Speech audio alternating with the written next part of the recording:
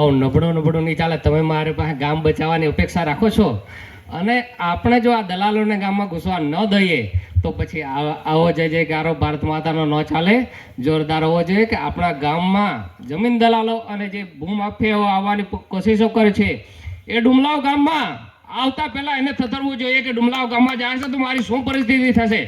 તો એ માટે એવો જય જયકારો ભારત માતાનો બોલાવો કે આપણે ડુમલાવ ગામમાં આવા જમીન દલાલો અને ભૂમાફિયાઓ આવતા પહેલા આટલેથી ડરીને વિચાર કરે કે મારે ડુમલાવ ગામમાં દૂરથી મારે રામ રામ કરવા છે.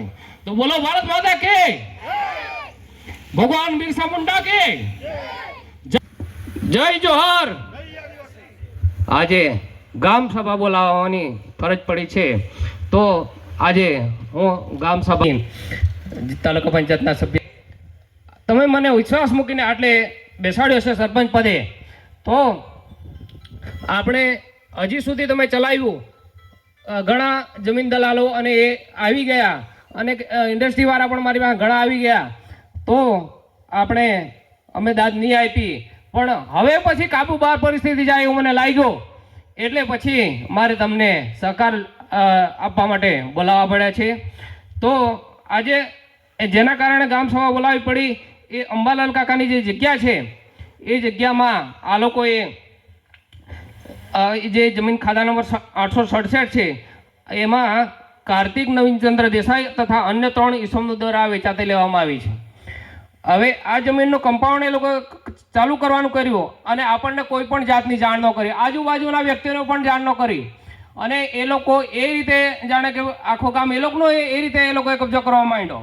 તો મારી પાસે ફરિયાદ આવી તો મેં ના પાડી, છતાં પણ એ લોકોએ કમ્પાઉન્ડ કરવાનું ચાલુ રાખ્યું અને બાઉન્ડ્રીમાં પણ એમણે ઘણી મનમાન્યઓ કરી અને ગટરમાં આ લોકોએ કમ્પાઉન્ડ કરવાનું ચાલુ કર્યું. અમે 100 ગામ મળીને ગયા રવિવારે અટકાવ્યું કામકાજ અને આ બાબતે કામ કરવાની ના પાડી. તો એમણે એવી પૂરી દાદાગીરીથી જાણે કે એ લોકો એ ગામના હોય અને આપણે બીજા ગામથી આવ્યા હોય એ રીતે એ લોકોએ વર્તન કરવાનું ચાલુ રાખ્યું.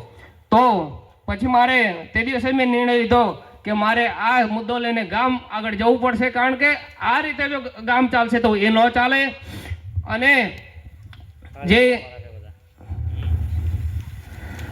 જમીન તે દિવસે જે રવિવારે મિટિંગ થઈ સ્થળ પર જમીન દલાલો અને આપણે કાર્તિક દેસાઈ અને અવધના કર્મચારી પાર્થભાઈ અને વિરેન્દ્રભાઈ એ લોકો આવ્યા હતા.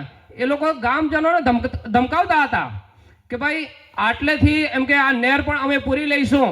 તો આ નહેર જો પૂરવાનો જો એ લોકો બોલતા હોય આવતાની સાથે જ અને ગામમાં વિવાદ ચાલુ કરવો હોય તો આવા વ્યક્તિઓને ગામમાં આવવા દેવાય. તમે બોલો કે આવા ગામને આપણે એ લોકોના હાથમાં સોંપાય, કારણ કે ગામમાં આવશે તો આપણા જો ખેડૂતોને હાલત બરબાદ કરી નાખશે. આ લોકો નહેર પૂરવાની વાત કરે છે અને એના ઉપર જો બિલ્ડિંગો બનાવવાની વાતો કરે છે. તો આપણા ગામડ ફળિયા, ઝાપટ ફળિયા અને ભગત ફળિયા, આઝાદ ફળિયા અને ઈશ્વરનગરને ભવિષ્યમાં પાણી મળવું બધું બંધ થઈ જશે અને આપણા એ વિસ્તારના ખેડૂતોની હાલત ખૂબ જ કમ્ફર્ટી થઈ જશે. તો આવી પરિસ્થિતિ ન થાય ત્યારે આજે સોએ સાથે મળીને આપણે એક ઠરાવ કરવાનો છે કે આપણે ડુમલાવ ગામની જે નહેર આવેલી છે એમાં જે સંપાદન થયેલી છે એમાં એક પણ ઇંચનો છેડછાડ ન થવો જોઈએ. તો હું મિતભાઈને કહીશ કે આજે આપણે એક સુર આપણા ગામનો ઠરાવ છે. આપણા ગામની જે 867 નંબરમાં જે નહેરો પસાર થયેલી છે 10L એમાં એક પણ ઇંચનો છેડછાડ થવો જોઈએ નહીં. તો એ બાબતે આપણે આજે ઠરાવ કરીએ છીએ. તો હું બોલીશ તો તમે અનુમોદન આપજો. આપણે જે નહેર આવી છે એમાં આ લોકો જે નહેર વિભાગની મંજૂરી લઈને પૂરવાની વાત કરે છે તો એમાં આપણા ગામ લોકોનો સંપૂર્ણ વિરોધ છે. બધા તે સંપૂર્ણ વિરોધ છે ને? બોલો આપણો ઠરાવ પસાર થાય છે? હા, વિરોધ છે. હાથ ઊંચો કરો. તો આ રીતે અને કંઈક પણ કર્યું તો આપણે અહિંસક આંદોલન બી કરવું પડશે. તો આપણે એના માટે કરીશું, પણ આપણા ગામની એક પણ ઇંચ કે નહેરની જગ્યા એને આપણે પૂરવા નહીં દઈશું અને ગામના ખેડૂતોને અન્યાય નહીં થાય એ માટે આપણે પ્રયત્ન કરીશું. દિવસે જે અંબાલાલ કાકા અને પૂજ્ય ઉત્તમભાઈ દ્વારા જે 3 બસ ઊભી રહેતી હતી તે સમયથી જે બસ સ્ટેન્ડ બનાવવામાં આવેલું હતું અને અત્યારે જે માનનીય ધારાસભ્ય શ્રી જીતુભાઈ ચૌધરીની ગ્રાન્ટમાંથી બસ સ્ટેન્ડ બનાવવાનું કામ ચાલુ છે, તો એ લોકો એમ કહે છે કે ભાઈ આ બસ સ્ટેન્ડ તો ન્યુસન્સ છે અને આટલે કોઈ ગામના જુવાને બેસવાની જોઈએ. તો શું આજે આ લોકો એક દિવસથી આવીને આપણા ગામને નક્કી કરશે કે ગામનું શું ન્યુસન્સ છે? આપણા જ્યારે છોકરાઓને એ લોકો બેસવા માટે ના પાડે છે તો એ થોડું ચલાવી લેવાય. જો અત્યારથી દાદાગીરી આવી રીતે ચાલુ કરશે તો આપણા ભવિષ્યની પેઢી માટે ખૂબ જ જોખમી બની શકે છે. તો આપણે સૌએ એક સાથે મળીને આવા તત્વોને સહકાર નહીં આપવાનો વિનંતી છે. તો સર્વોપરી ગામ સભા છે. કોઈની જગ્યા વેચાતી લીધી હોય તો પહેલાં ગામ સભાનો ઠરાવ જોઈએ છે. ગામ સભાની અંદર સરપંચ તો તમારી જોડે જ છે, સાથે સાથે આપણા જેટલા ગામજનો ખરા ને, ગામજનોએ સરપંચને સહકાર આપવાની જરૂર છે. જ્યાં સુધી આપણે સરપંચને સહકાર ન આપીશું ત્યાં સુધી આપણે કોઈ પણ ગામમાં કામ કરી શકવાના નથી. કારણ કે દરેકના ગામની અંદર ચૂંટણીના બધાના ત્યાં ઝઘડા છે. અગાઉ મયંકભાઈ કહી ગયા ગામ તરફથી થયો છે. અવધ હેલિકોન્યા અમારી ત્યાં છેલ્લા 12 થી 14 વર્ષથી કાર્યરત છે. એટલે તમારી આજે શરૂઆત થઈ છે. અમે આજથી 14 વર્ષ પહેલાં આ તકરારમાં પડી ચૂકેલા છે અને તે અનુભવના કારણે જ પ્રકાશભાઈએ મને બીજા જ દિવસે આમંત્રણ આપેલું કે તમારે ખાસ આવવાનું છે.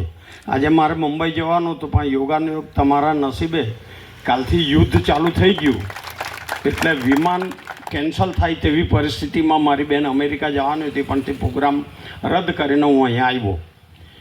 હવે તમને ખાસ જણાવવાનું કે સંગઠનમાં શક્તિ છે. સંગઠન અતિ મહત્ત્વની વસ્તુ છે. આપણે જો વાવીએ તો ઉગે, વાવવું તો લડવું, ભલે થોડું ઘણું જાય, મહેનત કરવી જ પડશે. હવે અવધ હેલિકોન્યા વિશે જાણકારી માટે મને ખાસ આમંત્રણ આપેલું. તો અવધ હેલિકોન્યા ઘણી મોટી કંપની છે, એને આપણી ત્યાંના ઘણા લોકો જાણે છે. આ એક જ પરિવારના સભ્યો છે. એ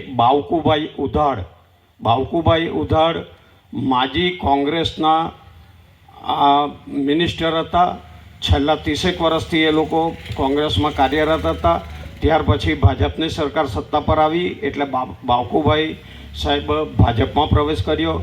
ભાજપમાં એમને ટિકિટ પણ આપવામાં આવી અને એમની સામે પરેશભાઈ ધાનાણી જે આપણા વિરોધ પક્ષના નેતા છે તેઓ બાવકુભાઈ સામે ચૂંટણી જીતેલા. ત્યારથી બાવકુભાઈ સત્તા પર નથી પણ બાવકુ કાકા આજે પણ સચિવાલયમાં સક્રિય છે. આજે બધી વાત હું તમને કરું એ કોઈ સામાન્ય વાત કે મારા તરફથી મૂકવામાં આવેલી કે તમને ચડાવવામાં આવેલી વાત નથી. જે પણ પરિસ્થિતિ હોય એ પરિસ્થિતિમાં અમે પણ આપ સૌની સાથે છીએ. એ જ રીતે પડોશી તરીકે પડોશી ધર્મ નિભાવવા માટે અમે આપ સૌની વચ્ચે ઉપસ્થિત રહ્યા છીએ. ખાસ જે લલ્લુ કાકાએ પોતાની જે વેદના ઠાલવી છે, આજે આ ગામનો પ્રશ્ન છે, કાલે ઉઠીને કોઈ બીજા ગામમાં પ્રશ્ન ઊભો થઈ શકે. ખાસ જ્યાં ગામની જે ઈચ્છા હોય એ રીતે કામ થવા જોઈએ એ જ વિષય છે. આપ સૌ ગ્રામજનોને જે કોઈ ઈચ્છા હોય એ રીતે જ ગામમાં બીજા પણ વિષય થાય. પરંતુ જ્યાં ગામનો મુદ્દો હોય ત્યારે મારે ખાસ કહેવું છે આજે કે જ્યાં ખરેખર ગામના કંઈક નુકસાનનો મુદ્દો હોય તો દરેક જ્ઞાતિના લોકો સૌએ ભેગા મળીને આપણા ગામ માટે એક થઈને દરેક મુદ્દા ઉપર કામ કરીશું તો જ એમાં ખૂબ ખૂબ આભાર. Thank you. સલાહ અને સાથે ખભે ખભા મિલાવીને આગળ ચાલીશું નું જે વચન આપ્યું તો ખરેખર અમારા ગામના લોકો પણ આપનો ધન્યવાદ માને છે. તો હવે પછી દેસાઈ સાહેબ એમને હું કહીશ કે અમારા ગામને સંબોધે. વિચાર કરે તો તેમાં આપણે ડરવું નહીં, કેમ કે સત્યમેવ જયતે એ વસ્તુ આપણે સૌએ સાબિત કરવાની છે. એના માટે સંગઠન કરીશું. ખૂબ જ વિચારીને કોઈ પણ કાયદાકીય બાબતો હોય તેમાં પણ આપણે કરવાનું છે આપણી આ અનુસૂચિત આપણે સૌ સમજવાની છે. કેમ કે આપણે આ સમય પહેલાં આવી જ ન જોઈતી હતી. કેમ કે આ જે અનુસૂચિ 5ની જે વ્યવસ્થા છે સરકારે હોય પણ તાળાબંધ પરિસ્થિતિમાં હોય તો આપણે તેનો ઉપયોગ કરી શકતા નહીં.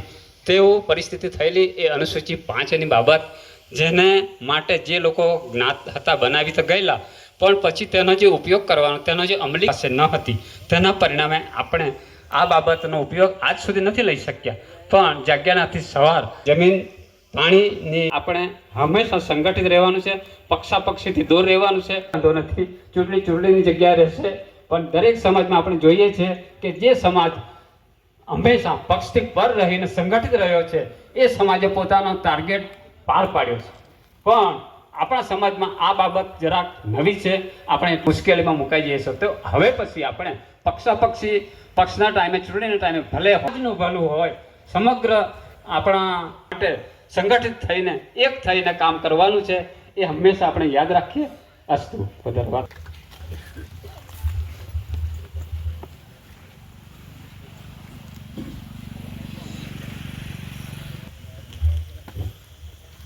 ખૂબ જ સરસ. આપણા ગામના અગ્રણી એવા લલ્લુભાઈ, જે ખરેખર એક એમને ચિંતા હતી કે ગામને બચાવો. શબ્દ તમે સાંભળ્યા, શબ્દ ન હતા, એ શબ્દના રૂપમાં એમની વેદના હતી.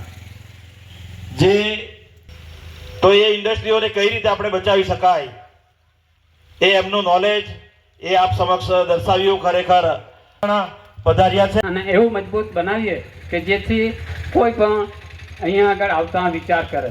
જેમ કે આપણે ટ્રકોની પાછળ લખ્યું હોય ને, બુરી નજર વાલે તેરા મુંહ કાલા.